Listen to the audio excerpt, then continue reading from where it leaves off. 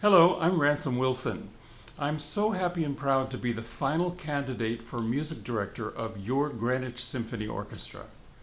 I know and love Connecticut, which has been my home for the past 30 years. I teach at the Yale School of Music just up the road from gorgeous Greenwich.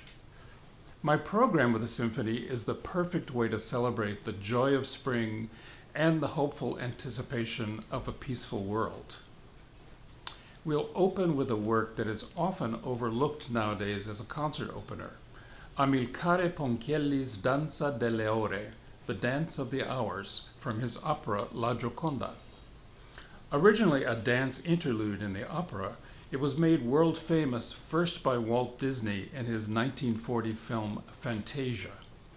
There we witness a madcap ballet of bemused ostriches and tutu-wearing hippopotami.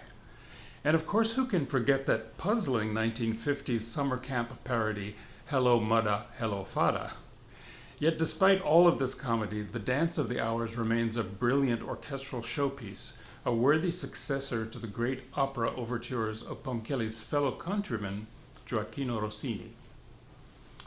I am so happy to tell you that we'll then be joined by one of the greatest cellists in the world, Paul Watkins. A member of the famed Emerson Quartet, he's also my colleague on the faculty at Yale. I heard him play a couple of years ago in a concert there, and I was so excited that I actually wrote him a fan letter. When he agreed to play with us in Greenwich, I practically jumped out of my skin. I promise you'll love him.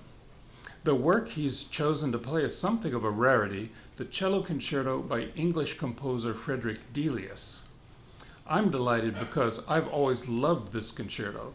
It's part romantic and part impressionist with a huge and active cello part. And in it, you'll hear echoes of Delius's most famous piece, On Hearing the First Cuckoo in Spring. After intermission, the musicians and I will bask in the glory of one of the greatest masterpieces of Western music, Johannes Brahms Symphony No. 3. At times dramatic, at times pastoral, this is one of those works that makes us proud to be musicians. Not unlike Beethoven's own pastoral symphony, his No. 6, it takes us through the complete range of human emotions, from abject despair to supreme elation. In fact, the parallels with Beethoven's Sixth Symphony are many. It is in the same key of F major, just for starters. And also like Beethoven, Brahms felt at his most comfortable and most inspired during his long daily walks in the countryside. The Third Symphony was Brahms' most popular during his lifetime.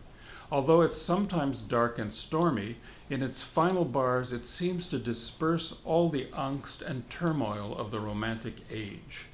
In fact, it's hard to think of a more peaceful ending in all of classical music. May it conjure peace in our own world, and rescue and relief for the desperate people of Ukraine. I hope you'll join us for our concerts at the Greenwich Symphony Orchestra on April 9 and 10 at the Greenwich High School Performing Arts Center. It's your symphony.